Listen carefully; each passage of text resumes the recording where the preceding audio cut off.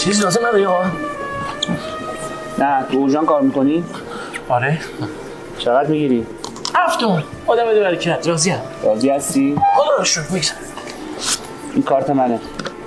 فردا زنگ بزن 50 تومن بهت میدم. چقدر؟ 50 تومن. باقی؟ بله. نوکرتم. دست اون طرف. من دیگه کار نمیکنم بابا. اولین حقوق میدی. پدر بالام در آوردی بابا. چته بابا؟ چته بابا؟ دماغش نگاه. تازه عمل کردی اینه. بعد نخون شوهره. سلام خانم. سلام. ممنون. مدیریت اوژان هستی؟ بله. کارگر می‌خواستی؟ والا کارگر الان یه کارگر نمک نشناس بی شخصیت داشتیم رفت. اب نداره من کار میکنم به جاش. از کی میتونی؟ از همین الان. خب باش الان من کار میکنم. بفهم. دستون درد نکنه. باش. برید آقا. این کارت رو بکن. تو مگه به من نگفتی 5 میلیون بهت پول میدم؟ کنترل طرف. مگه به من نگفتی 5 میلیون بهت میدم؟